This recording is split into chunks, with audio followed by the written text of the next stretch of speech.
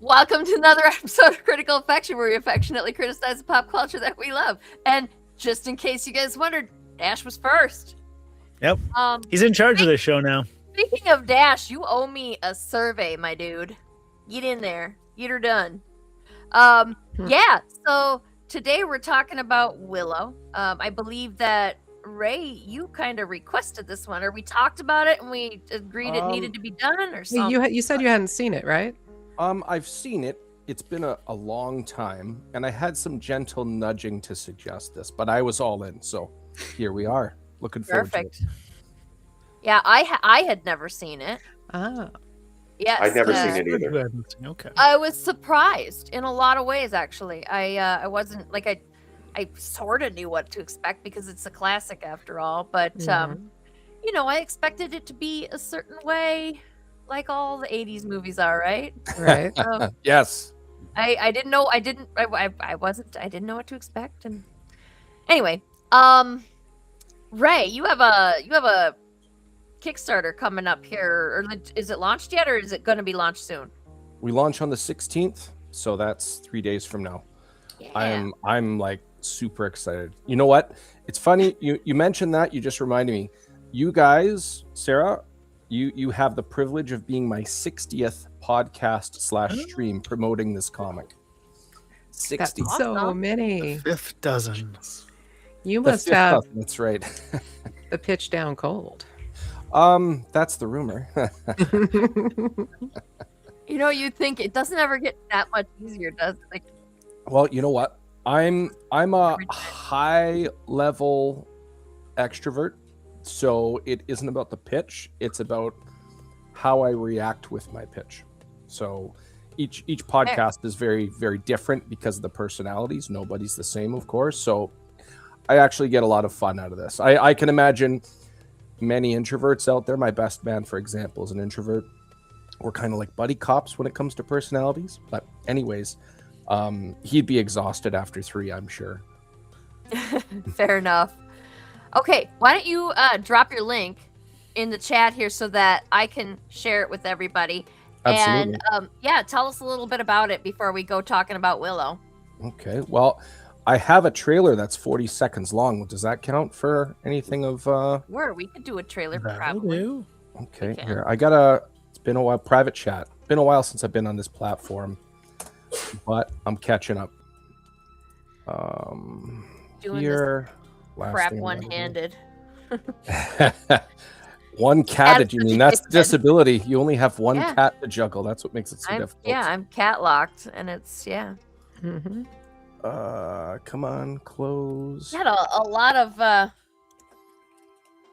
of comments already. That just goes to show you how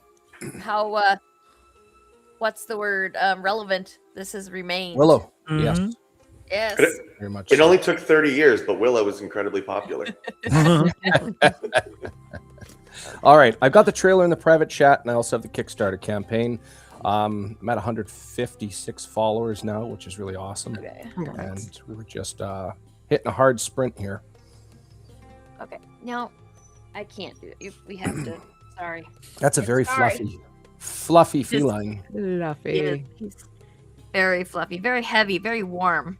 Whenever I see a very heavy cat, and if it's not moving and looking at me, I imagine like one heavy note from a tuba. Just I don't know why, I just do.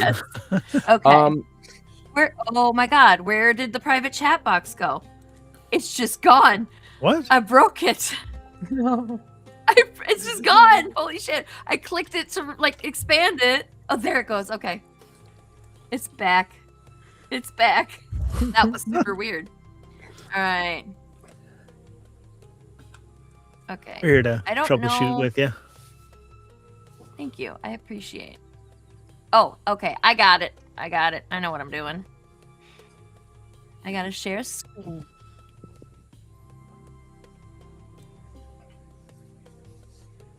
Share. Okay, this one. Did you want to say anything about the trailer before we play it?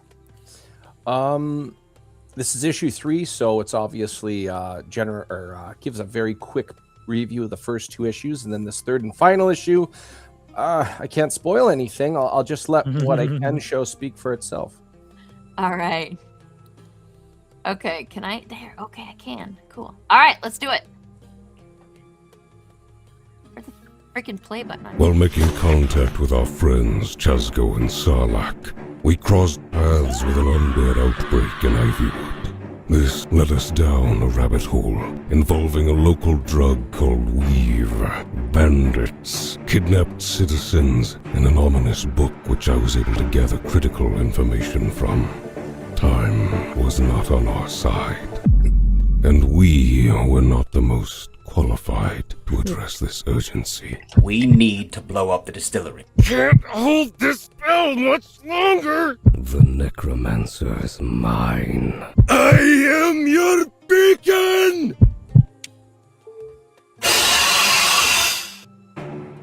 While making contact with our friends Chazgo. Okay, we don't need to play it twice. I'm okay if you do. I'm not going to come. That's a really fun. That's a really fun trailer there. I like. I Thank wish you very that I much. could come up with something fun Shout- like that. Shout out to, you know what? Every time I go on an American podcast, which is pretty much all of them, I always think of the OU words and imagine myself sounding as stereotypically Canadian as possible. So I'm going to double whammy it. Shout out to Michael Towson and Cabo Foster for their voice acting services on there. They're professionals, and they play a lot of D&D, which is really cool. And Michael Towson, he is actually going to be on one of our campaign tiers, where if you buy in, you will hire his services, and you can join in on a one-shot, where this guy, you get your money's worth. I actually don't make any money off of the tier. It's just enough money to pay for his services. So if you're into that kind of thing, or if you've never played before, I've seen many people with 0 experience. The dog saw the cat on the screen. That's what happened there. If you have 0 experience playing D&D, this guy can get you up to snuff within 10 minutes, and you're having fun. It's a great time. Awesome. Very cool. Okay, I keep hearing birds. I think it's in the music. Still birds. Okay. What a So I put the mysterious link- show. I put the link in the comments here. You guys all go back. He doesn't want to be here now. Anybody listening right now, if Sarah's put the link to the campaign itself, not just the trailer, you can see almost every cover on there. May I show off one that's not on the campaign? Absolutely. This is the last thing I'll You say got a before ton of we can get followers Willow. too. I've been working very hard. So, sharing now. All right, so there's some context to this image. First and foremost, we're if I can English today, that would be great. I'm trying to hold down a belch here. I drank too much pop. Anyways, we have on the tier a special edition trilogy, all 3 issues with brand new covers. This is one of them here. You kind of see this creature at the end of the trailer. No other information has been given about it, but you can see Chazgo and Dunnan squaring off with it. That's issue 3. Here's issue number 1, where you have Madrakis against the main antagonist, who we haven't really said too much about. And then in issue number 2, brand new cover is, Sarlacc repelling an undead platoon or horde, if you will, depending on the size. But more importantly, all 3 of these issues with these brand new covers, if you put them all together, they make this one huge picture depicting the final act of the last issue. It's going to get pretty serious real quick in this issue, and I've said this once, I'll say it 1,000 times. It is torture not being able to talk about this story up to this point. I believe it. This looks awesome. Thank you. Very cool.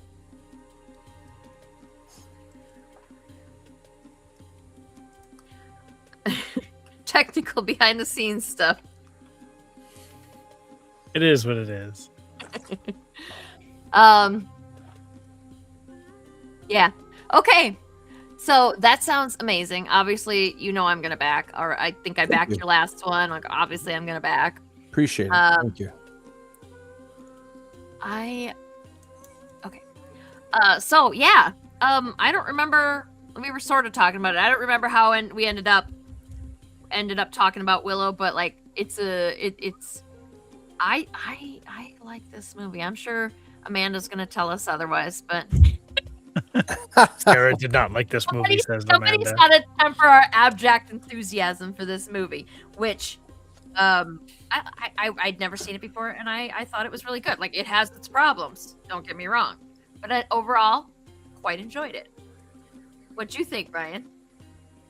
Yeah, I enjoyed it. It's a fairy tale. It's a potluck of mythology and fantasy. And it did a decent job at making a coherent story. It was fun. Mm-hmm. Amanda, do you want to go last or do you want to go now? Either's fine. Okay. I think she's like our cleanup hitter. We need to bring her in last. I'm actually like, I am always like, whenever I like a movie, I'm always very interested in hearing what Amanda has to say, because it's not always like, oh, it was garbage. Like, you have, like, obviously you always have valid criticisms when you bring them up. So I'm always very interested, particularly when I like the movie. Mhm. All right. What do you think, Fred? I also had not seen the movie before, and overall, I was surprised to really enjoy it. It did kind of hit me all at once, though, where like I was watching it, and I even said, I was like, man, I'm surprisingly enjoying it. And as I kind of found myself thrust in the middle of a scene where I was noticing problems, and I was like, oh, okay, there they are. But if you can get past the incredible amount of child endangerment under which this film is based on, like, that kid would have been pummeled to death. Like, in Ace Ventura, they treat the UPS package with more care than the child. So those were my initial thoughts. If you get past that, overall, very, very much enjoyed it, and step up from Legend, I believe it was. Mm. It had no sense. Ray, what'd you think? Well, I found that this thing aged like both wine and milk in a lot of ways. It actually floored me. One of the biggest ones that was surprisingly accurate to modern relationships is trauma. People who go through trauma usually pick out bad people as significant others. And that queen's daughter, who obviously went through trauma, going after Val Kilmer, aka Mad Mardigan, I'm like, this is like, the only thing they're missing is like hashtags and social media tags, like, basically. But like, I imagine them like having a very terrible, like, both of them equally would contribute to a very toxic relationship, which I just found hilarious, because for me, I'm watching them like, when my kids are old enough, I don't think they're old enough yet, I want them to see this and understand why you want to avoid these people and how they were led up to this point. Mm-hmm. Like, this is so interesting. And then the last thing I'll say about that, it was, I'm imagining them like putting the TV show aside, but imagining them having some type of relationship in a modern time. Somebody's calling the cops on somebody, and everybody is like, I don't know why they can't just get along. Well, I could tell you exactly why. They both had terrible upbringings, and that leads to terrible decisions, which in turn get you terrible significant others. With that said, I've drinking this pop so fast it's ridiculous. Matt Knowles is making fun of me for being polite. I'm not going to apologize for it. I like, I mean, when I did all my notes on it, watching it again, I went through like a lot. So I think I'll stop there, and I guess we can expand later. But I could talk on and on about some. The last thing I'll say before I pass it off to Amanda in here, I liked the unique creatures, especially when you cross it with what was available at the time and technology and innovation. It goes from, the only thing in my opinion was missing was some type of, you know what? It did have a large creature. I was going to say it doesn't have a giant or something, but it does have the mutated troll. So it has a very wide range of creatures, which I really, really appreciate. Yeah. That's cool. That's all I have. All right. Amanda. So this is a family film, and it's aimed really more at kids. So there's taking that with a grain of salt when trying to review it, but it definitely suffers from a hodgepodge of being a hodgepodge, I should say, of fairy tales and nouveau Shakespeare and chosen one fantasy tropes, making it like less cohesive and kind of harder to follow in some ways. And this is a movie that's showing the transition from the sword and sorcery film era and into the more serious fantasy film era. And so we're kind of getting both at once. And so it doesn't really work if you take even a second to think about it. It was things like the dialogue that was like more aspiring Shakespeare with "Traitor child, I must despise you now." Who talks like that? So They do. yeah, because I they're know quasi definitely Shakespeare. that. Like, Like, yeah, they could have stood for a few rewrites in the dialogue for sure. yeah, Yeah. And I so- don't disagree. Like I guess I was looking at all the things that I saw that I thought were bad about it, and I was like, I like it in spite of those things, not because of those things. Yeah. There were a couple of them that I liked because of, like, Mad Mardigan is just a terrible person, and he has an arc, but like it's a shitty arc, and Mhm. yet I like how shitty of a character he is, like that part. So I like in spite of Embrace a lot it. of I I love like because Mad Mardigan's such a bad person. That was, I had the opposite note actually. Like I Yeah. had, I said that I didn't. His disposition's odd. Like he's not quite likable, and he doesn't have any like charm or swagger. So he's got kind of an odd Yeah. disposition. Where like if it was like a Jack Sparrow type, you can see like people wanting him or wanting to be him and stuff. And like to me, this I kind of choke on Mad Mardigan as a character quite a bit. He's As That's you what they should. wanted him to be. Yeah, He's like, not a he's fantasy version of a POS. He's more like an actual POS. So you don't Yeah. like Yeah, Yeah. he doesn't have the self-awareness that the pirate did to kind of give the wink and the nod about how naughty he is. Yeah. Instead, he's just being unlikable. Yeah, he's a shitty person. Like he's a shitty as a character. He's shitty, and that's why like I just enjoyed the wrenches that he throws into it just by being bad. Like obviously, giving that baby to him was a horrible idea, no matter what part of the movie they did it in. And they're just like, oh well, he's got a girlfriend now, so clearly this has changed everything. Like it was just that part was just so bad, but. Oh yeah, Fairy I have tale. extensive Happily notes ever about that after. shortly. Oh yeah, like that child did not make it to adulthood. I guarantee. No, no, They absolutely accidentally killed that baby. the TV show Mhm. doesn't count. correct. I haven't seen the TV show. Matt told me to It stay doesn't away. exist. Don't even try to Okay, look for it. good. I Well, looked that up the bad? synopsises of it. Don't do it. Yeah, Don't do Disney tried to scrub it from existence. Like why did they even do it if they couldn't? Disney, this is not just for Willow. This is for all of them. If you can't do it better than the original, don't do it. It's not that good of a Disney's grab. matrix really- for if they should do it or not is, will it make money? Mhm. Okay, do it. Yeah, it's bad reason. Remember when movies used to be made because they might be good, and they might be. No, No, that's not a thing. no, it was always a business. Yeah. Yes. They've always been trend Yes. chasers and the seedy got business back rooms. Well, I'll give you a quote from my late father, which I think rings very true here.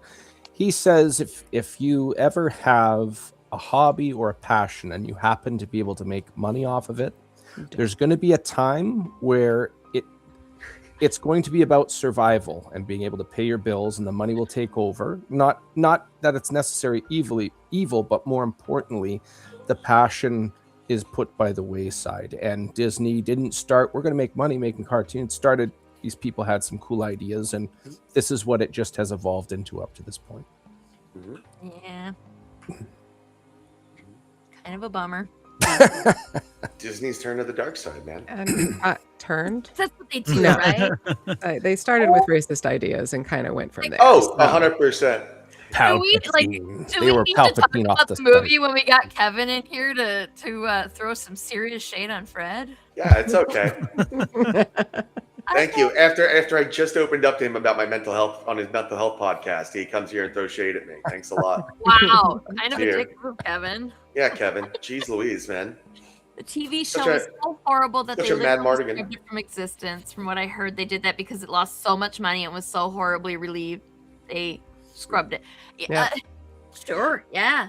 Which So they is didn't have funny to do- because there was actually gross. some books that were written as sequels for Willow that apparently Lucas only had a small hand in, and then the writer just took it in a direction that was terrible, and so they ended up disavowing them, and so they're not canon to the Willow franchise. That's wild. So it's had 2 failed attempts to sequelize. So One of the somebody needs toughest. to do it right.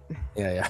One of the toughest things when you have stories that come out at a certain time, it is very difficult to modernize. So if you have certain standards or something, we don't do that or say that anymore or anything in that realm, it's very hard to modernize without crushing the spark that was the original that made it so good despite its flaws. Yes. It's a very hard thing to. Willow was 40 years ago, and now we have this sequel. Everybody's aged and stuff. It makes sense, but it doesn't feel like it continues from the flawed movie that it was. Very tough to pull off.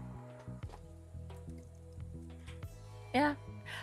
Did we start with what do we like about this movie? I don't think I said that yet. What do we like about this movie? Ray, why don't you go first? You want me to go, Red? Oh, hold on. Is that messaging me? Is that mean? Like, you've been here No. before, so Let's do we it. gotta Okay, gotta let me make look at it my challenging. stuff. Look at my stuff. There it is. There's my stuff. the notes. There Yes. it is. Okay, so I've already So mentioned unprepared. unique creatures. Going more on from a modern lens, I thought it was very interesting the wide range of traditional versus non-traditional roles of women. They're everything under the sun. Disclaimer: the Eloin, the small, all of us as creatures are pretty much dimorphic at gender, and I know that's a topic for another time, but like, for example, spiders, all the females are bigger than the males. Well, in this case, they reflect more like humans physically, so like the men are valuable if they can do something. So here we have Willow working the fields, where the on the flip side, his wife is quote unquote traditionally in the house looking after the kids. It's kind of interesting because when they find the baby, the human baby, the mother, she's looking at her kids and she just ignores Willow. Like, if I have to stay in my lane, you stay in yours. I thought that was an interesting take on it. Mm-hmm.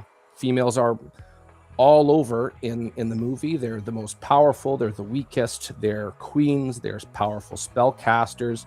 They're even we have one example of one fighter on the battlefield who has, as I mentioned, a lot of trauma going on with her. It's just really, her and Val Kilmer, it's one of those ones where you see a dumpster fire of a relationship. You're just like, they deserve each other, get away from me, which just gives me a chuckle. Maybe that's why I liked it, because he ended up with exactly who he deserved. She's gonna kill him, and she's royalty, so she's gonna get away with Absolutely it. gonna kill him. They are gonna get in a fight one day, and she is absolutely He's gonna going call her the B word. throw her. That's gonna be the end of that. Yep. Another thing, Willow is inherently good. However, he cares about himself predominantly. So they first time they see the baby in the water, push the baby along. We need to keep our family safe. The only time he has any interest in investing into this is when the sorcerer of the village says, you are now going on this quest.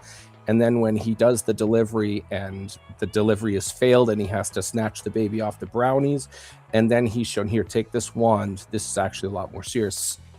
All of your children, your wife, your entire town will be just raised if you do not deliver this baby to where it needs to go. I thought it was interesting. The only way he was motivated is if he was personally invested. Despite him being inherently good, he wanted to stay away from the spotlight. I'm Canadian, so I always get a good laugh at brownies that have French Canadian accents. Je m'appelle Brownie! Like, it just gives me a good chuckle. What else do we have here?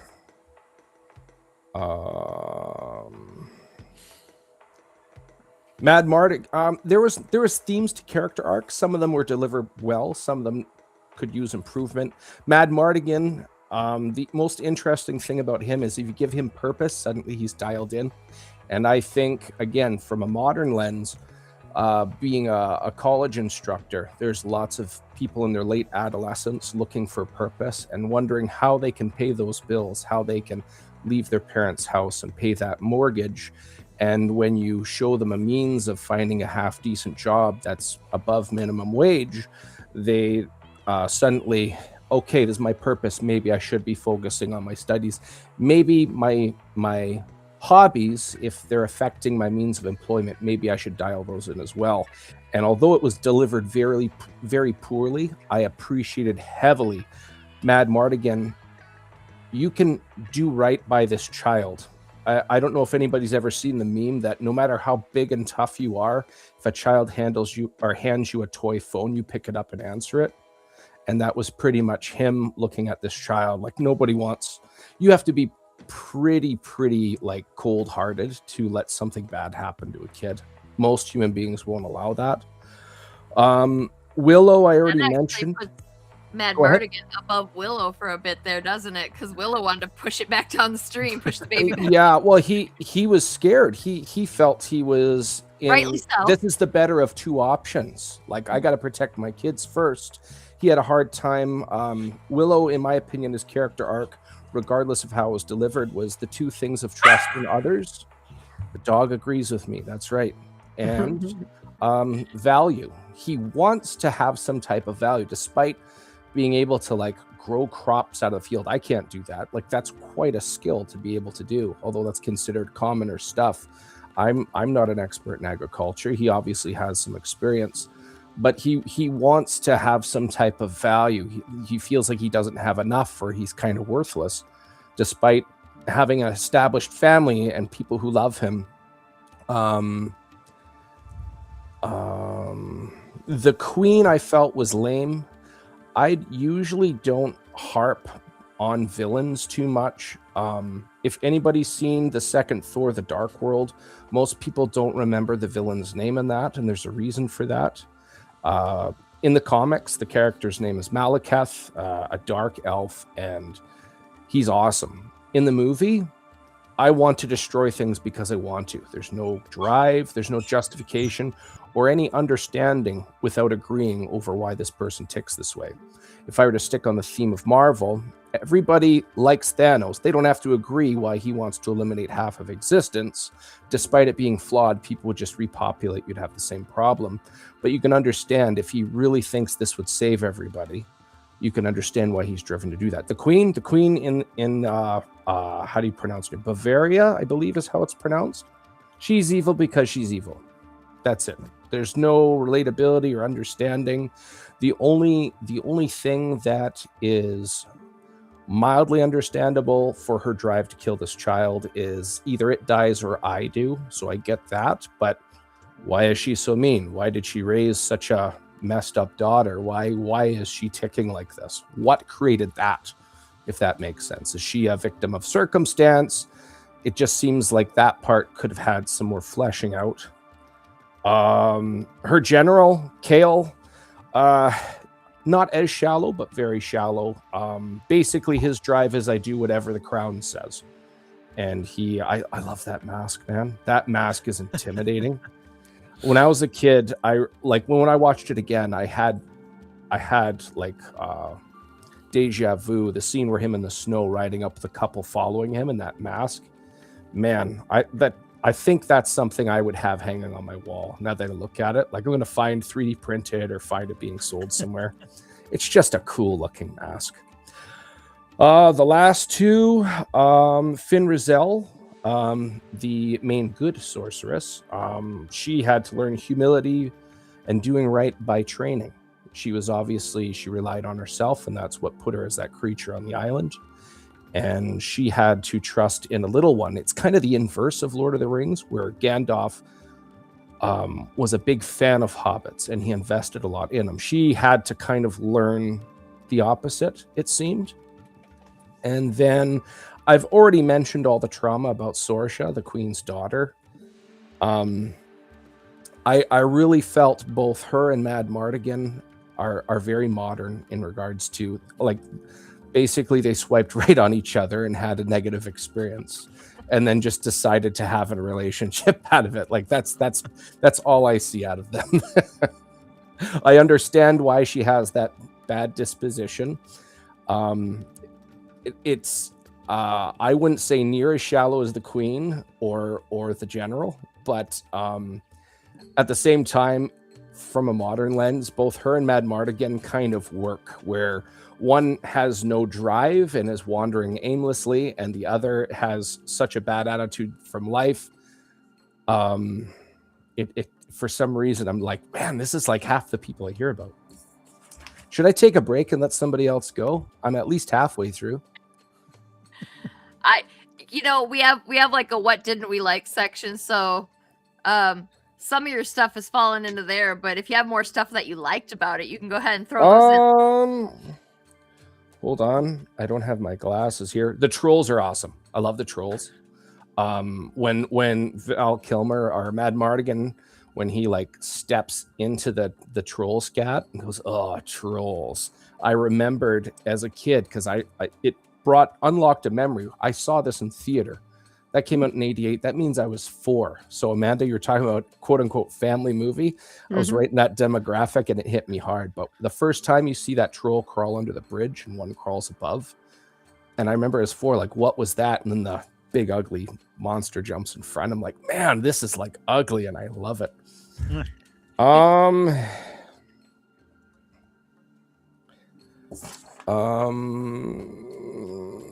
I will pause there because it's just me talking and my throat's getting a little sore. This is 60th podcast after all.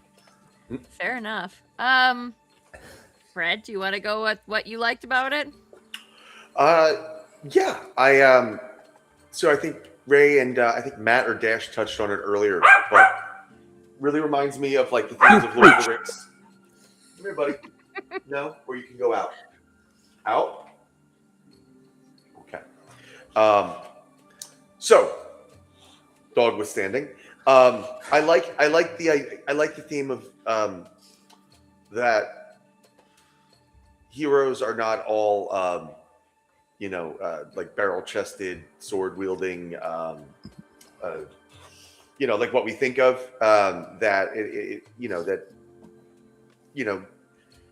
Physically, smaller does not, like a hobbit or like a little person in this case, does not necessarily mean, not heroic or productive or helpful in these types of situations, right? Like it's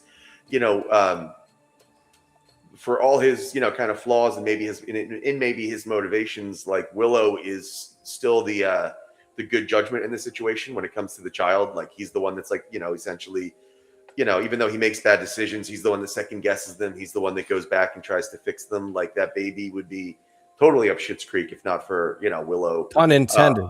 Like finding a way. Well, literally. But yeah, I think I like the way that they characterize, where, what ideals are. Like, yes, they do have the scene where he's like, Mad Mardigan is like swinging the sword and he's like, my God, he is a great swordsman. And, we still see those ideals and stuff, but it's. And banana peels on his back after flipping the sword around. But it's, I like its characterization of what makes a hero. I like its world building. Like, I like the size and the scope of it is bigger than like Legend that we talked about. Yeah. It's still limited by its times. It's not quite as big as like Lord of the Rings and like the things that we get later. Like there was a scene in particular that made that apparent to me. It's when like they're like running away and like Mad Mardigan goes and like slingshots a little rock and it hits a horseman and then he falls down and like 2 of the horsemen behind him are slowed down and it's kind of behind like a narrow pathway. And it's like, if it was like Lord of the Rings or something done today, it would be like a big boulder and or Legolas surfing on a shield, for example. No, we're gonna get. You called it. we're gonna get to that in a second, but yeah, it would be bigger and more like epic and stuff. And here it's the difference in the filmmaking style. It almost reminds me of the if you ever saw the split screen of like the extended cut of Star Wars versus the original, when like Han is running and he runs into like the 1 or 2 troopers versus like the extended cut where he runs into the 50 troopers in like the little room. So I don't know if bigger necessarily means better. I think in fantasy sometimes it does, but like the scale of this one was better. The world building, was strong. I overall I found it like really like kind of, I think the phrase I used was like a pleasurable fantasy romp, and to me that's kind of what it was. Yeah, I enjoyed it thoroughly. I was surprised that I did, because I thought I would have more problems with it, but yeah. I have a lot of problems with it, but I still... Oh, I do. Yeah. Oh, yeah. You would know I was going to talk about that sled scene, because that was my favorite. Just like the car over the canyon, I love the sledding scene. Like, as soon as Val Kilmer fell off the back, I was like, oh, he's dead. Yeah, see him falling down the hill. Oh, he's definitely dead. So dead. Well, He's Lucas not going to survive that. Lucasfilm does like that scene because they did it in Temple of Doom, and I think they used it a few times, the thing sledding down the mountain. And for me personally, I think it peaked in National Lampoon's Christmas Vacation with the cereal varnish. Like, I don't think you can beat that. But this plate, that's fine. My part, but right here, my part won't be right there. You can be on the show if you want. Come on. Fred, I'm waiting for you to let the dog out, but when you stand up, there's a bat in your hand. Okay, let's go try it. Come here, buddy. All right, you'll be on my lap if you gotta do Oh. it. That's what it takes. Look at that I happy. do think that the dog doesn't get nearly enough time on Right? You got my cat's big ass in the camera most of the time, and then like To be fair, the cat has made that choice. he should do that. Yes, he is like sometimes against my will. Yes. Wouldn't take much to always have an animal on camera. Yeah. Domesticated. No. I mean, just we got that on lockdown. Never mind, like any guests that come. Like, Ray, do you have a pet? Like, where's your pets? Well, I used to Right? have a You 3-pound got kids, chihuahua. right? I used to have a 3-pound chihuahua and a 60-pound lab, and they were really good buddies. They both lived a good life. They're not with us anymore, but I have 3 children, and I probably wouldn't have room for all my kids and those 2 pets, but they had a good life, and then I moved on, unfortunately. Well, they died, but I mean, I'm married with kids, so kids are my pets, although I don't Kids are own close them in enough. the family. Kids count. They're all sleeping right now. That's fair. In Willow, kids are a football. Like golden football. Protect the gold, man. That poor kid would have been just riddled with CTE by the end of that movie. Like, Right. Shaken baby syndrome. yes. Let's No, go. that A ball and Definitely ride. did not survive to adulthood. It's And magical. Do you want her to be like, after all the just definite physical trauma? Do you want her to be like the ruler of the world? Because, like you said, CTE. I'm just saying. She's magic. She's magic. She's got an That's AC right. of like 23. Yeah. It's going thought to the take same- way more. Thought the same thing about the Mad King in Game of Thrones, and there's a long history. Before Of, I watched, who can trust them? before I watched this over the weekend, I didn't actually do anything except watch TV all weekend, and I watched Hellboy 2, and that baby's definitely dead. Like, he wraps his tail around it, and then he's like doing all this crazy acrobatic stuff, trying to fight the plant monster thing. You watch And, like, close to the baby's tail just hanging out supporting there. the head, so it's okay. Yeah, like what is holding that baby's head?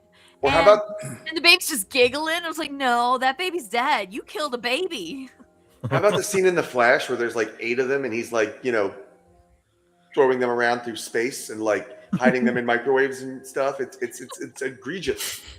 Can we count how many One- times Alora Dannon was dead? She got shoved into a river.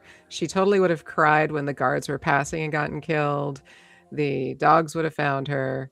She Yeah, by got scent alone, those big Yeah. Those dogs. dogs. Mad the- Bardigan 100% chucked her into the woods and then went off to go get to the wife and have an affair. That's how the brownies got her. So she's dead. Like, just Yeah, there was just nonstop opportunity for her to have been killed throughout the movie, and in another universe, absolutely was. 23 AC and plot armor. That's right. Every single one of those, Plated plot like armor. the main characters, did something that would have resulted in death in the real world. So, you know, It's a classic embellishment that it puts the fantasy in the word fantastical. It's obviously over the top. Some of it you got to turn a blind eye to. In real life, it That's not what we fails. do here. Absolutely. Oh, with that being said, let's rip it up some more. Well, what did Oh, we didn't get Brian to like? what Brian and Amanda like about it, though. We need to talk about that first. You can go first. For me, probably the biggest like was that the Nelwyn society was developed. Like there was a full range of people and motivations. They weren't just there to prop up or support the main characters coughing, the Wizard of Oz coughing. The Munchkins? Instead, this was like uh, She's not wrong. yeah, it was the biggest hire of little people in acting since The Wizard of Oz. And here, instead of being munchkins that had no agency really, and were just there to be cheerleaders, they got to be a full rich village with traditions that life. didn't have to be explained and different pieces of their life happening. So that was really cool. That was obviously something that they had built up and wanted to incorporate. And I think that really conveyed well. I think that I agree that Willow being a married man and a father and having a life and then having to go off and do an adventure was a step up from it being, either the young kid or the single guy who's gonna get the girl. And so it's you don't normally see that being the central character, the hero of the story who's on a journey. Normally the middle-aged people are the ones who've already been on a journey. So it was interesting, and I'm not sure what that's speaking to in terms of how the movies were trying to capture some of the audience, especially the ones who'd like grown up on the movies. That might have been a draw to be like, yes, you are still part of it. You're not too old. And I think that the effects held up okay. Some of them not at all, like the Yskerbor, two-headed dragon creature Two-headed there. fire breather. Yeah, that one not so much, but a lot of the other ones did decent. And again, for the time and era, the effects were very good, and the overall look was a little more realistic, and so it helped you cement more into the scenes, because fantasy can be very hard to buy into, as they proved through various pieces of the movie. Having at least the camera work and some of the like trying to make it a little more real so that it felt like you could walk onto the field also type of vibe was good. It helped offset some of it. I also found it kind of funny that Kale, the villain with the mask, was named after a movie critic. And so that was just a jab at them. I didn't know that. That's great. Yeah. That's perfect. Agreed with you on like the Nelwyn, and like they were looked down upon, but it didn't seem to have anything to do with, like, they weren't specifically insulting their stature or their size or anything. Oh, I think they were. They were like, they did call A them, few times I did. the derogatory term for them was heck, which yeah, that does mean, well, any way you slice it, it means small.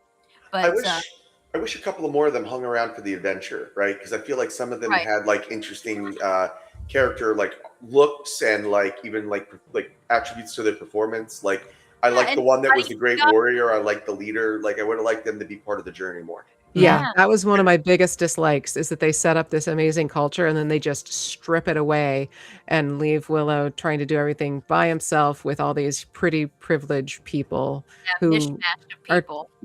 And a shrew. What was what was Finn like? Was she a shrew first? Like a sugar glider or something like that. Something. Yeah, she was. He was a possum. Rodent. Was it a possum? Yeah, she had, like, Australian long- possum. Australian possum. Australian. I'm thinking like North American. Yeah. Ones with like the really ugly venom jaw. Yeah, that's our opossums. They are. And then she was a rook, and then she was she was a whole bunch of things in really rapid. Raven, a goat. Whole lot.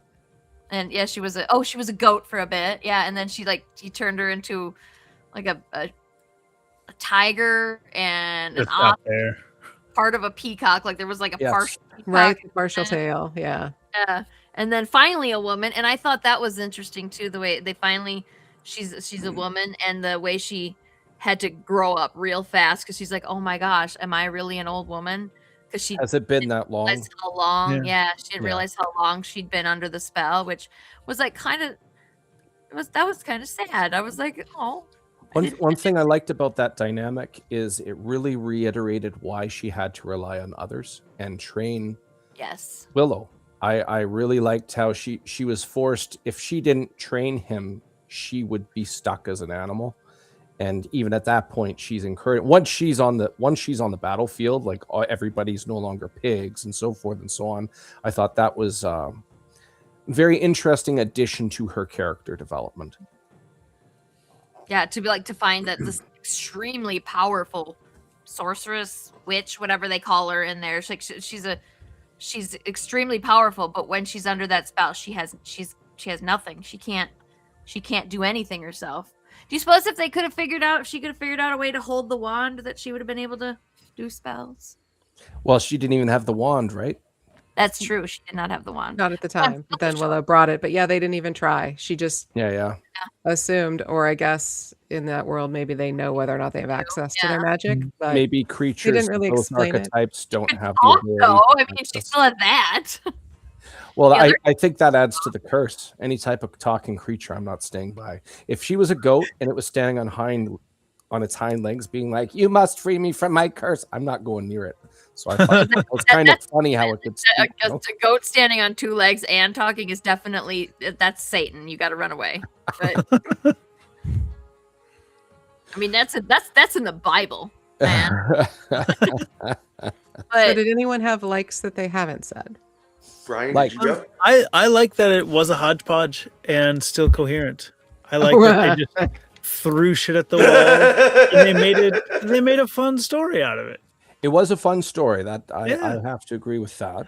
And I already- I did at one point just have to go, you know what? It's a fairy tale. So the logic of, oh, they're in love, or oh, that baby's not dead, is like, no, I'm just gonna roll with it. Just gonna enjoy it and let it wash over me.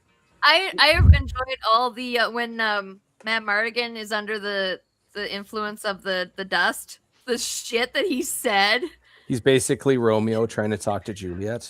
We're back to that Shakespeare language. Yeah. Oh, Sheldon, you did. so cringy. Yeah, like I loved that. That was so ridiculous. The couple things I have left on my notes that I go ahead. I said, Sheldon watched the movie. Yeah, you got a chance to watch the movie this time. That's awesome. I think it was already mentioned the inaccurate catapult launch. That felt very realistic. Like, I need to get over there. I don't know where I'm going, but I need to get over there. And he hits the wall. I thought that was like the antithesis to Legolas on the shield going down the stairs, shooting off orcs. It felt, despite it being fantasy and having all these embellishments, all these fantastical things, that gave it some relatability, if that makes sense. Mad Mardigan would not jump on that monster like he did in that. When he jumps on it, stabs it in its head, and its head explodes. Somebody like that who is a survivor and relies on himself. Here's a monster chaotically keeping an army, no attention on me. Let them fight. We're going to get away. Seems more like his character. I guess that's nitpicking. At that point, again, I feel this is modern. It didn't age well, but it did at the same time. At this point, Sorsha kisses him. And again, if she's a dysfunctional individual, she would be all for this guy. It just, for some reason, this looks like a Tinder date, a really bad one coming together. I'm like, this makes sense in a weird way, you know? But terrible. Like, this is not bad decisions I would be doing. And again, I would make sure my kids are like, don't get yourself in trouble like this. And then again, adding to that dynamic from a modern lens, there are toxic people, both male and female, that leave families for bad decisions. It makes sense in a weird way how she would switch sides. Like, I just laugh. I'm like, was this written in a time machine gone back 40 years and delivered? Like, how did that work, kind of thing? I was just chuckling watching this. And the dynamic of the humans turning into pigs. One thing that was done very well at its time, obviously there's flaws in regards to visuals, but using CGI as little as possible. So the pigs, a lot of prosthetics and makeup. Nowadays, that would all just be face-changing technology, and bam, it's now an anamorph into a pig kind of thing. But this, they made it like slow and grueling and agonizing, and you could see the slime and the texture on them and stuff. And it's very, very unsettling, which I thought, wow, that was a really cool depiction of having these people turn into pigs. I'll just pick one more.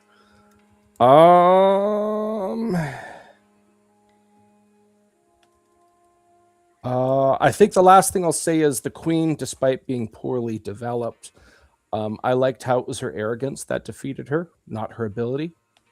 At the end, when it's all the cultists get killed by Sorsha, and then it's just the two female, the Sorsha doing her thing, and then the two sorcerers just going at it, and Willow stepping up and having his role. He was arguably a small part, but a critical one. And at the end, he tricked her. It wasn't about his sorcerer abilities. It was about his wit and a surprising ad-lib tactic. I'll stop there. I could just keep going on this, but Sheldon said that Sorsha probably never had anyone speak kind words I to agree. her. Which is, Bullshit. yeah, absolutely. Totally did. Like, she was a princess of a kingdom. She had courtiers up her butt constantly telling her pretty things and trying to get close to her to get close to the queen. The way that Well, if that was true, she wouldn't have been fighting on front lines of stuff. She would have been making sure to utilize others doing her dirty work for her. She can do both. She doesn't have to be one-dimensional. She would have definitely been dealing with all of the things. Just because somebody can do both doesn't mean they would. I'd rather have people do stuff for me if I have the option. I don't disagree that she had that option, but she didn't seem like she didn't have a lot of experience. She was more about going out and learning how to fight and stuff. Which also makes sense if you have a parent that doesn't want you around. What else are you going to do? That's somebody with huge parental issues. Yeah, and I can also see her mom being like, "Hey, I don't have to pay. Sweet." That's your child, and you're like, yeah. She didn't. That's She didn't what I said. behave like somebody. Like Sheldon said, the only nice things that got said to her in the movie, it's okay. So her mom actually said something about her loyalty, but of course she didn't say it to her face. No, she's not arrogant. Just think she's going to do what I say. Yeah, she misjudged her there, but like the only nice thing that was said to her was when Mad Mardigan was under the influence of the magic dust, and what they call that, broken heart dust or something. Yeah. Something like that. Yeah. Yeah. Which what? Why is it called broken heart dust if it makes you fall in love? It's about swiping right and wired left. off your heart breaks because it wasn't real. It's right swipe dust. But he didn't even remember it. Like, she remembered it because she wasn't under the influence of the dust, but he didn't even remember saying it. So like, he's the one who had the love dust, but she's the one who suffers the consequences, the broken heart part, if you can call it that. She was just, I don't know. I think she seemed kind of moved by it, but also like, why the hell are you saying that to me? Like, that's such a weird thing for a stranger who just tried to kill me to say to me. Go back to the pattern of slapping me and telling me you love me. Yeah, it sounds like trauma, right? Yeah, I don't know. Oh, so funny. Do we have more stuff? Do we have more stuff that we wanted to say that we liked? I'll stop. I've said lots. We should do speed run of things that we didn't like about the movie. I didn't like. You know how? Have you noticed that this is less obvious in newer movies, but in older movies, it was the unwilling hero gets chosen. They go on an adventure that contains 3 to 5 conflicts, and then big climax, right? Mm-hmm. And there were too many middle conflicts in this one. Correct. Too many. We got the idea. It did not need this many. It was a 2-hour movie. It could have been an hour and a half easy. Absolutely. I found myself tuning out in the middle of it a little bit because I was just getting bored of the conflicts. that being said, I also I enjoyed the ones that I was paying attention to, but yeah, there was too many. And sexism, like that's just a thing in all of these movies. I don't think that there's sexism there. Like Sorcha's not like other girls, and that's frustrating. And there wasn't like the sexism was there, but also some of the most powerful characters were women. So that was the women had more variety of roles than anything. The men were pretty much the trope, which is common. Men are only good if they can do something for others. But we had, for the female side, we had everything from stay-at-home moms to ruling queens to powerful sorcerers. An example of a soldier. It was interesting in regards to the contrast, because there's dynamics of sexism I'm going to disguise as a woman, and here's I think his name was Lug, trying to like feel her up and stuff. And if this is a kids movie, obviously that's not the place to have it. It's interesting in its ignorance. It made a big attempt to having diversified roles within females. That scene with Lug also transphobic too. Oh yeah. It was totally there. There was supposed to be a punchline, and that's the problem with unintended, because he does swing and hit the guard. Punchline. Fair. Yeah, but that's a punchline that's in a lot of movies of that era. You don't see it as much anymore, thankfully, but like you still see too much transphobia. And it also just offends me as a creative too, like that idea like gets reused so much and people expect it to still elicit a laugh. Like we've seen that joke, it didn't really ever work, and if and it's like it's run its course. I've had my fill of stuff like that, so I get more offended, like my funny bone hurts, when they're trying, like The one thing where I on behalf of like trans people, but I'm also like, I agree, I'm offended on behalf of like, please stop treating your viewers like we're stupid. Yeah. The one thing I feel where it gets like, and I am upset about the transphobia part of it too. Yeah. Let me be clear, but no, that too. Sorry, Ray, go ahead. Oh no, that's good. The one thing, the only way I feel it works in that position, obviously the things you've all said there are valid. It's the POS cheating husband that is doing yet another bad thing. The bad person is doing the bad thing. I think it's the only way anybody would ever accept, in a modern lens, anything like that happening in a movie. If it's a bad person killing somebody, well, it's a bad person. Killing is wrong. And if this is, like, as you guys put it, as a transphobic viewpoint, it's the POS cheating husband doing it. Okay, this makes sense. It's not like it's being encouraged, but it's very evident, like you're underlining, a very sensitive topic that many would choose to tread more lightly on than dive so deeply into, especially now. I think that's I don't mean to be I don't know. I just think that in some ways that can be a slippery slope, right? Like Agreed. You see, like when you put something out there in the world, it's like you have no control over, and how it's perceived and stuff. Like like Marvel didn't intend for the Punisher to be like co-opted and used for what it was. So like sometimes I don't know. I just think it's a little. It's a tough. Yeah, and the wife was cheating. Careful. The wife was cheating. The husband comes in, and then the husband You're right. is going after the supposed friend, and Who is trying to cheat now all the time. right in front of the wife. Those two deserved each other, right? Sort of. But yeah, the whole point of him being dressed up to look like a woman and then being hit on by a man was absolutely to make the transness of the situation the punchline, because you could laugh at the guy who's hitting on a woman who's not a woman. And it's just an unfortunate trope that is very common. And it's always followed up with the violence. Oh, you were a man and not a woman, so I'm going to hit you. And shows how valuable women are, because he wouldn't hit the woman, but found out it was a man, and out come the he knuckles. totally hits his wife. She said I can only go off of what I saw. That's all. But yeah, he's definitely, like, she's indicated he's inclined to violence. So yeah, but yes, that is the full arc. It's always laugh at the trans, possibly at the man who's fooled by it, and then there should be some sort of violence, and that's a huge problem in the trans community. Yeah, the Lug was attracted to Mad Mardigan when he thought Mad Mardigan was a woman. Lug, that is your problem. That is not Mad Mardigan's problem. Whether or not he's a man or a woman, that is your problem, and you need to deal with it. Lug is not ready to confront that part of himself. Exactly. But like that is not. It was never Mad Mardigan's problem that Lug thought he was hot.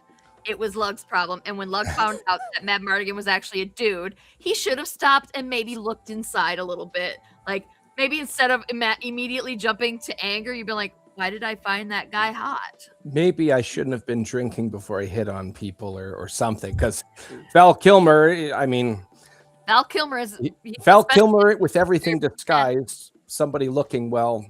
Parts also, of him obviously don't look real. Shadow. Like, not. I mean, I'm not saying no women ever, because some women do have like PCOS and like they have problems with facial hair, but like. Dude had he had a beard. Like that was supposed to be why he was keeping the veil up. Yes. Well, he wasn't poorly keeping the veil up, by the way. And like so again, like Lug, that's a you problem. If you missed all the signs, and also he said no. Doesn't matter if he was a man or a woman. He said no. You need to fucking respect him. Oh yeah, and that's how they kept it kid movie safe. Is that Mad Mardigan slapping the hand away before anything happens, and so it's just dialogue that the kids are going to gloss over, but everyone else knows what's happening.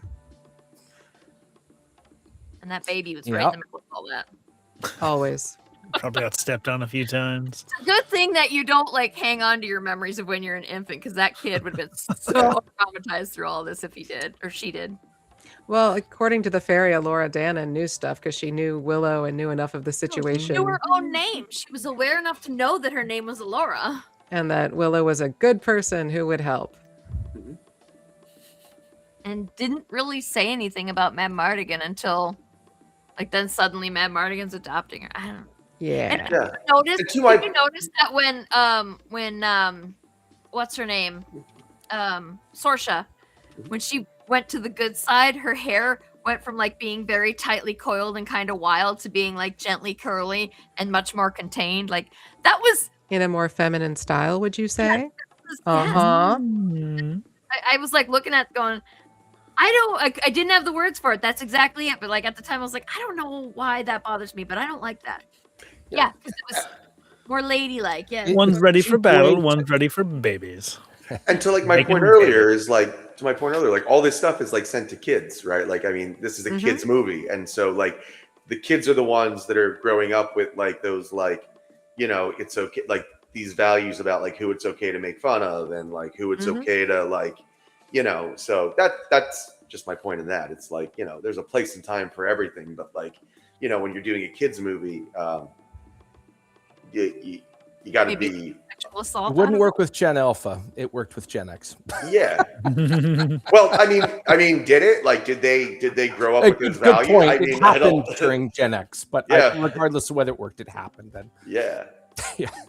But just one last thing, really quick, I want to get in that I didn't like.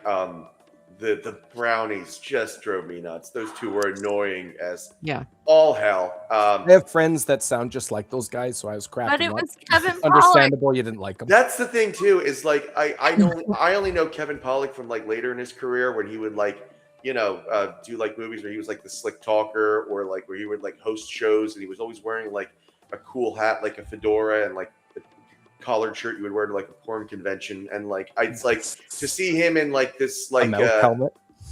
You know what I mean? Like one of those like shirts with like collared shirts with like leopard print and like a little martini on the breast, like shit like that. And it's like it's to see him in like a half naked and like talking gibberish and shit. It's kind of like reaffirming to be like everybody starts somewhere, and like he had to work his way up to dressing like a pornographer. So. But those characters just drove me nuts. They added nothing, and I would have been way happier if they brought two of the little people from the village out. I forget their name, the type of people. Elowen. Yeah, if you had brought a couple of those characters in to round out the troop, I think I might have enjoyed it more. Scene, Migosh, his friend that volunteered first, and then the warrior, like, that would have been so much better than much better. And everything that the brownies brought to it, like aside from the kidnapping the baby from Mad Mardigan, which like Amanda said, it just could have shown that they found her on a rock. You know they did. And just to clarify, did they steal him They from like Mad the Waldorf Mardigan? Statler. Is that what you're saying? All they said was they stole the baby. They Yeah, stole they the And we baby. see Mad Mardigan is inside a Well, the baby's taken tavern care of, so getting sex Yeah. on. So We clearly stole Mad him from Mad Mardigan abandoned the Mardigan. baby. We Yeah, somebody found her on said a we rock. He was right out of that 60 feet snatched away. it right out of that big man's hands or something. Like, apparently they did steal the baby, but Mad Mardigan wasn't terribly fussed about it because he went on to go, bang his mistress. So like, he didn't care.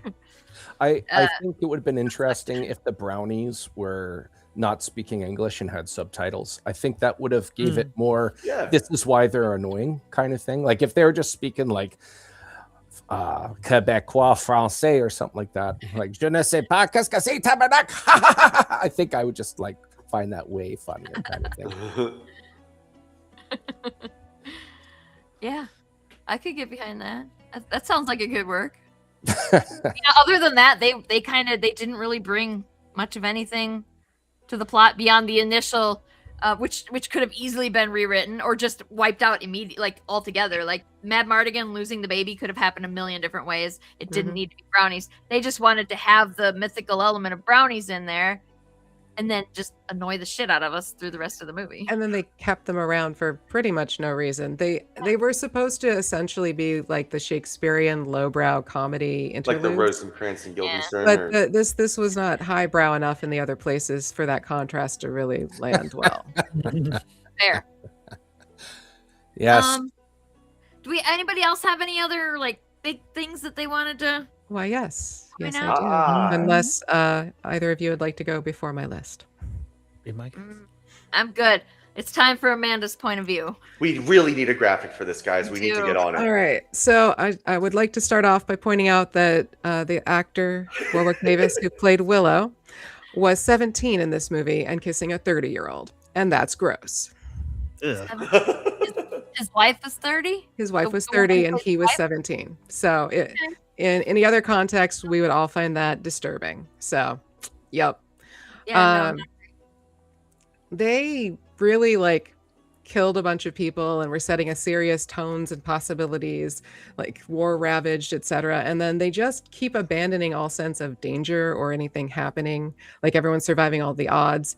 And then we end with this person who's been appointed the guardian of the baby, leaving the baby with two bad people who have have proven that they've had zero skills for handling a baby. Sorsha even called it, and Mad Mardigan was giving the baby drugs. So no, that is a horrible guardian, horrible decision-making process happening there.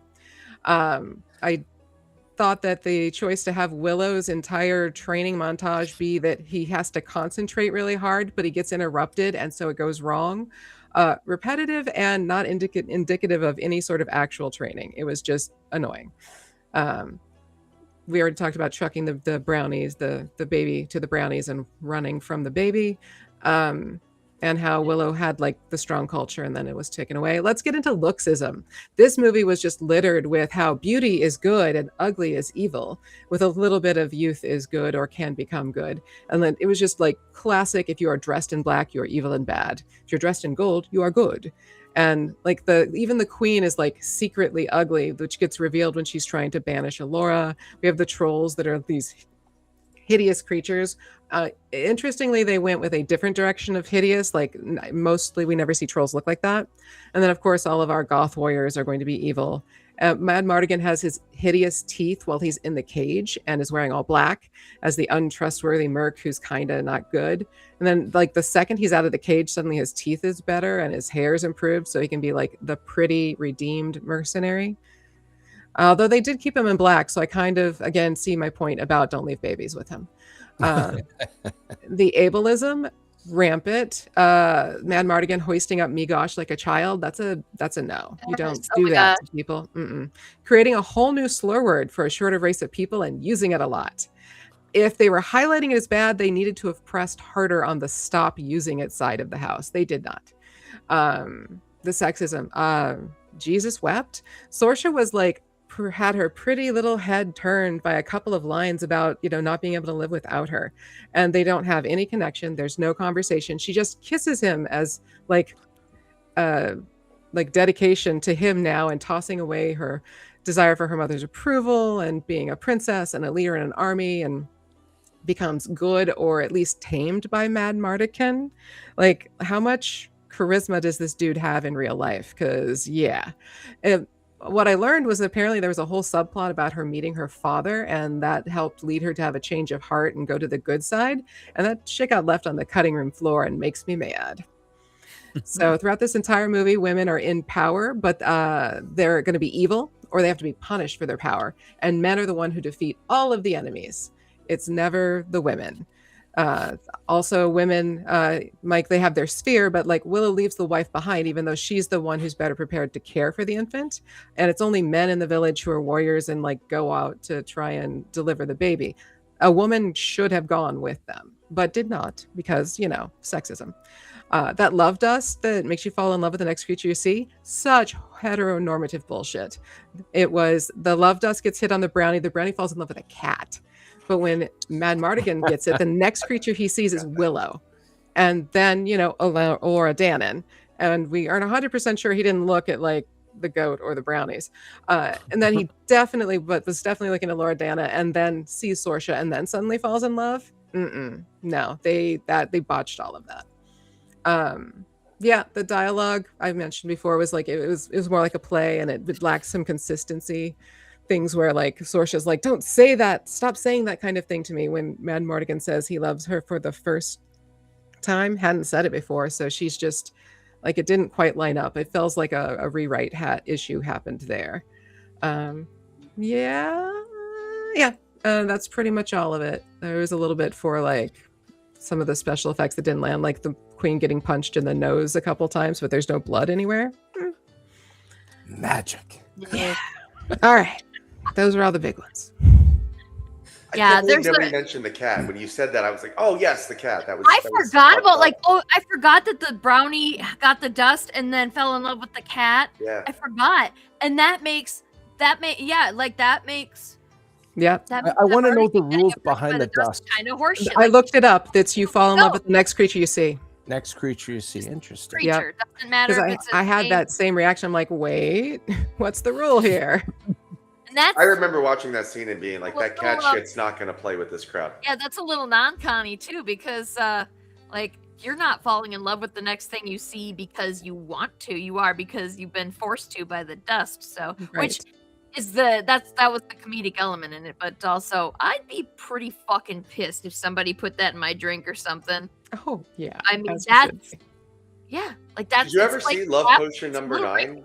Yes, I've heard the song before the movie. You talk about that movie sometime because we it's basically like a rom-com about roofies. Like it's crazy. Like it's well, we just basically covered the whole thing, right? Like this scene is basically that. Great. That's what else? Yeah. So okay, you know what? Are we ready to do a quiz? Because like, quiz time. All right. Oh, there it is. Let's do it. Oh, I forgot to put us back to the. There we go.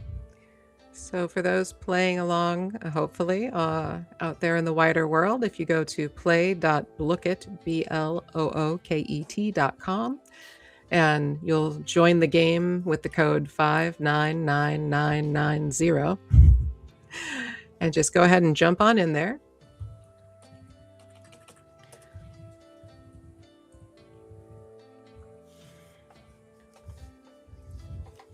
And once we start, you'll want to stop listening to us because there's a little bit of a lag, and you'll want to not be distracted and just keep hitting those answers and see if you can't beat out Brian, who is usually our top contender for fastest tap in the West. What am I going to be? Sheldon, you watched the movie this time. You got to get in. Right? I'm going to be a walrus. Do it. I'm a pig. They have cute little look at icons. There is a sticker. Like I told these guys before. Ooh, Sheldon. So I started trying to draw Willow, and I spent way too much time on it before I realized it just wasn't happening. So I moved on, but I didn't get it done in time. So should have done Hey! Australian possum. What's that? Nice. Getting a good We mix. need to Love do Willow every week, man.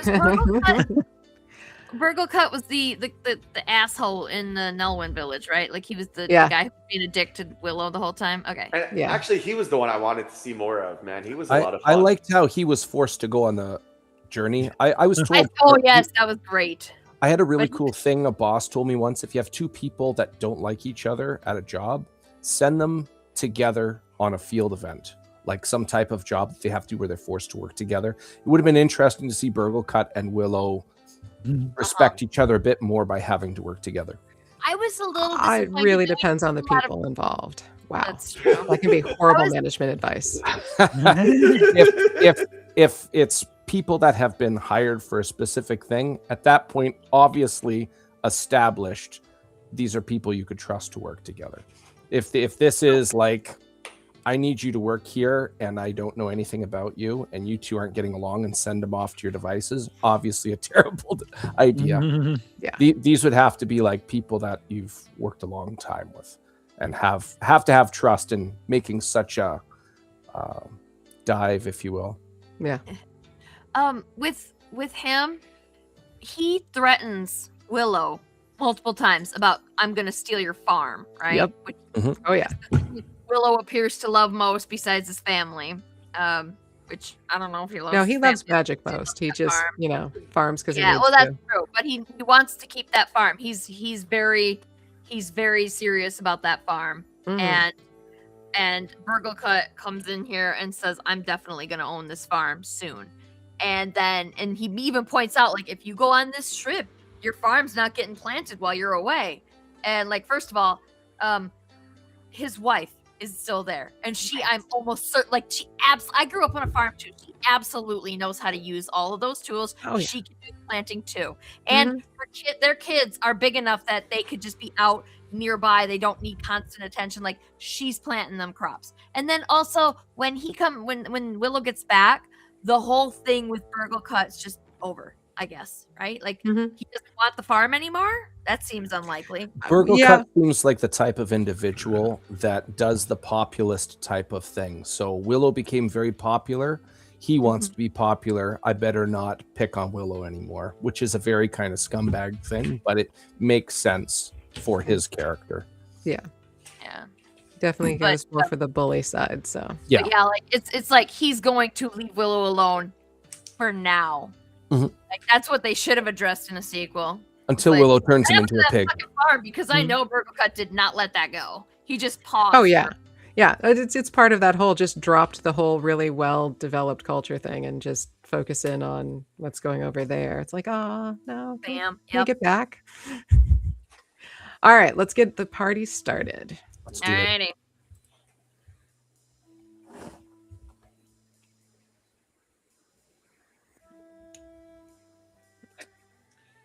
Whoa. What? How much reading? So much reading. Oh man, I couldn't even. I timed out. Jeez, too much reading. That was the only answer with the word wand in it. Yup. Just a Cool, hair I behind See shelves. this. At this point, where like I really shouldn't be trying to look at screens without glasses anymore, but I do it anyway. Yeah.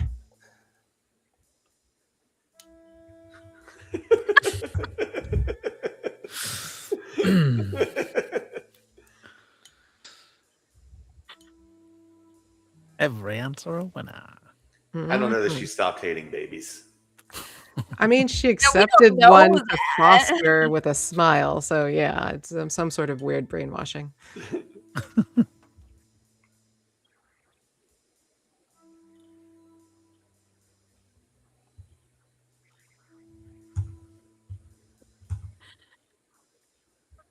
There's a lot of words here, but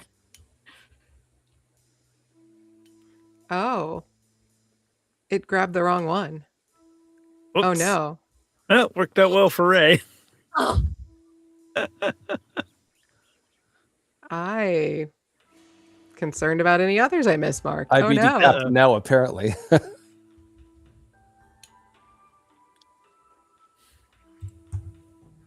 We all fell in love with Willow during that movie. That's a good point.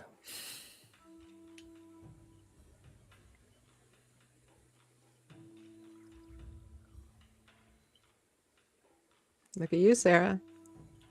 Am I up there? I wasn't looking. Yeah, you're up there. Cool. Oh shit.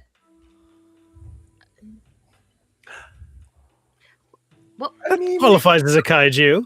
that's a Hydra. That's a Hydra. No, it's an Ebersisk after Siskel and Ebert.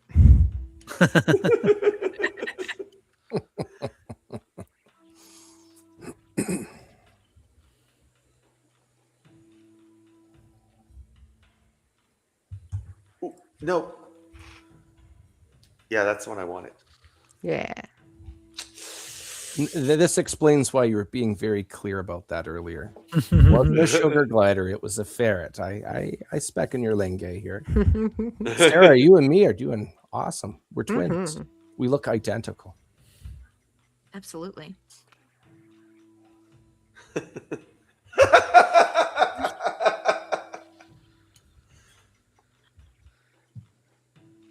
Oh, come on. Those are both ways that they demonstrated her being evil. Naming her daughter Sorsha is not evil. No. I thought that qualified as an Amanda answer.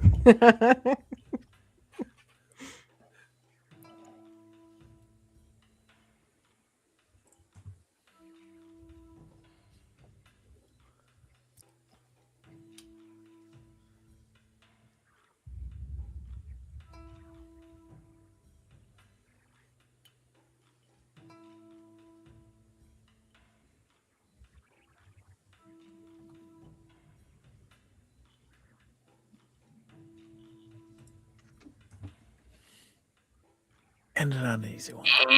He's not a Daikini, he's a Nelwyn. A Daikini's the Mhm. tall people. Yes. What was that? Yeah, that Did was I the right answer. That an accident, like, well, it wasn't accidentally getting it right, but like, What happened? I had them right. oh fuck, I don't remember the name of. Oh, Oh. I don't remember the name of the place.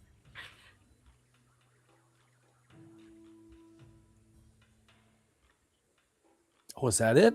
I thought there was more questions. Must have went quick in my mind. Wow, Brian. We good job. tied. Sneak right in there, Brian. No, well, But one. Ray, woo! Yay, I had fun. This was Good. this was a lot of fun. Thank you very much for putting this together. It's a slightly flawed quiz, but that's okay. Yes, I'm mad about that. Oh, So sorry. Brian, you Well, won because we you're can alphabetically disgrace the ahead. quiz. Yes, that's why I beat Sarah during ties too. That's Namus. when we do the mega quiz, we'll make sure that we correct any mistakes. Oh, and Yeah, like, I'm it already wasn't marking them. just- yeah, it wasn't just this quiz. Like other quizzes have had mistakes in them. So Am I still say Not naming your laugh. daughter Sorsha is evil? not last. You beat me in there too, and I'm You usually beat me, Matt. virtually in the top 3. Good job, Matt. Yeah, so we'll fix those questions before. We'll fix, like I said, all the questions that might have been. And if they're even slightly ambiguous, I generally throw them out for the big mega quiz because there's like, what is it, 128 questions or some shit? Like there's Yeah. a shitload of questions, and we Plenty. never get through them all. Yeah, so it's hard. And that's another one, like that quiz. I think that it was a little. This is something that you guys all should tell me. Like everybody watching, everybody who comes on the show. Did we like the multi-buzzer version of the game better, or do we like this version of the game better? Because each one of them has its ups and downs. I can't relate from the last one. I can't remember how it went, but I had a good time with this current one. The downside of doing multi-buzzer is that we can't have we can't have viewers play. They can't play because there's no unless I figure out a better way to make this work. Like if I had my hands on some software somewhere, you know, like what's that game, Jackbox games, like something like that. If we could do that, then everybody could play. But the mega quiz loves picking questions from Todd Black's obscure animes. That is true. that a lot of the Gurren Lagann ones ended up in there, didn't it? Didn't they? Oh, what is it exactly? What is it? What is an Eborosisk? It's a portmanteau. Yeah. I didn't know it was a Siskel and Ebert. I didn't know that. That's Yep. fun. That's fun. Anyway, yeah. Mega Quiz is awesome. Either way, like I really love doing the Mega. Like that's probably last year. That was my favorite 2 shows. Was just the Mega Quiz because we just played quizzes all show long. And each one, like you guys tell me, like everybody tell me, we've still got like 2 months before Mega Quiz happens. So tell me what you think. Like, is it fun as a viewer to watch the game show style way that we did it last time, or should we do it so that everybody can play? But anyway, thank you, Ray, for coming, and everybody go follow Madcaps. It's follow the Madcaps. Where's that? There was a lot of y'all were talking today. We had a lot of good comments. There it is, Madcaps. Go follow it. If you go to that pre-launch, almost every cover is on there. The one of Chazgo is going to be glow in the dark. Anything white on that cover is glow in the dark. The one that has a lot of fire on it with little Dunanini walking away from it, that's going to be lava foil. There's also an homage to Final Fantasy for the Nintendo Entertainment System at the very bottom. Make sure to have a look on that. And of course, click on follow. Really appreciate you guys having me on here. Always a pleasure. You're welcome back anytime. Next week, what are we doing? Next week, we're talking about Atomic Blonde. Because tomorrow, Noctiluca's launching. Is it tomorrow? It is tomorrow, right? Like, Wow. I was on Friday, I was talking to somebody else, and then I was like, oh yeah, we're launching April 14th. I still got time. And I was like, oh shit, no, I don't. I don't have time. Shit. Buddy. That's happened to us all, right? Do you guys want to do a live stream for that? Because I wasn't exactly planning on it, but I I'm also down. wasn't planning on it, so we could do a live stream and launch it live. Mhm. That's always fun. Brian, you should pick some locks. Oh yeah, I don't know how to do Brian that. frozen, or is he pretending to be frozen? Don't know. trick us, Brian. Completely. Oh, there he is. There. I don't know what it was just said. My computer froze. I was asking if you wanted to pick some locks live on the stream for Noctiluca. Oh, sure. Can you really do that? Yep. That's awesome. Simple ones, yeah. I have 2 lock picking sets and a Jimmy that Brian sent me. I don't know how to use them all. I don't know how to use any of them. I'm gonna try. I'm gonna break a doorknob is what I'm gonna do. But I want to figure out how to use these things. So, did he freeze again? Maybe. No, he's a magician now. It's Man. hiding. Man, that should have happened sooner, and then Oh, more and he's people back. could have launched ahead in the quiz. Right? Where was that Wait, flag when what- we needed it? Willow made him disappear, and then he came running out. Surprise! I'm back. So yeah, we could let's do it. You guys let me know if you want to come hang out on stream. We'll have a party. Sure. And Just if my connection will allow it.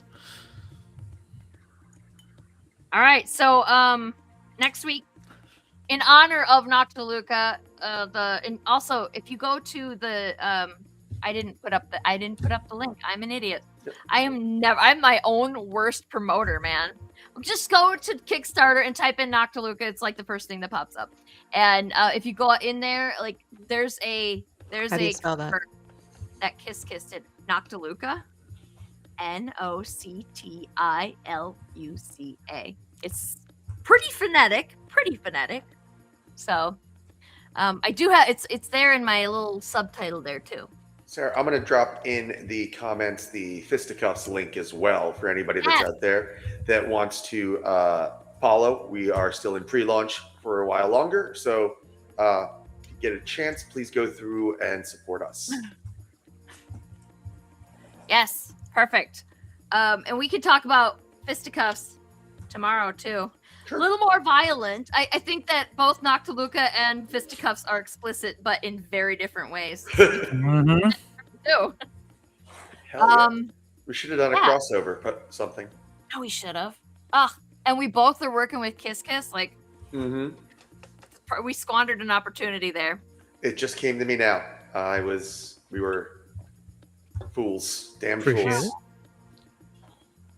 it. Luca has somebody on her crew that would absolutely love to like deep fry and eat one dude.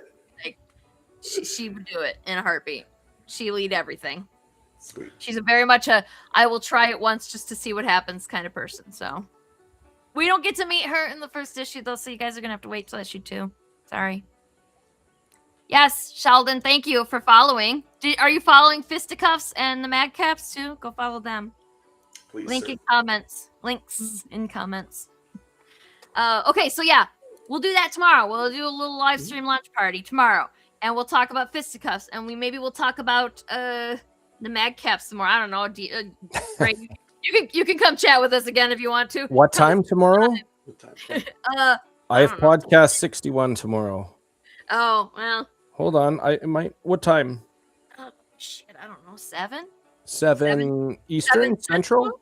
So Central. like 8 Eastern then, right? 8, Yeah, 8 That's Eastern. my Yeah. time. Hell yeah. Do that. I'm I not can't. free, I unfortunately. can only do this. Go to bed late one day a week. Like I'm old now. Right. This doesn't work for me. Mhm. So yeah. So okay. So let's do that tomorrow. That'll be fun. And I'm gonna try and round up some fun shit, like some prizes and stuff that we can throw at you if you come and watch. What was the other stuff? Yeah. Go follow Madcaps, go follow Fisticuffs, go follow Noctiluca. Come back next week and we're gonna talk about Atomic Blonde in honor of Noctiluca. And who's coming? I'm doing Just- that quiz. Yeah, you're doing that quiz. That ought to be fun, right? Lucky Nobody you. else is coming. We don't have any special guests. Me having to talk about my comic, I guess. Mhm. There's no way that could go wrong. No. And then actually, Bruno's coming. So we did for next week. Mhm. I put Entrapment in, and now Bruno's coming to talk about his comic then too, which will be fun. God, guys, the mega quiz is so much closer than you think. I'm very excited, and I know right now. which way we should, but it's so close. So, all right, everybody, have a good night. We'll see you tomorrow, I guess, right? Yep. So, bye. Bye, guys. Bye.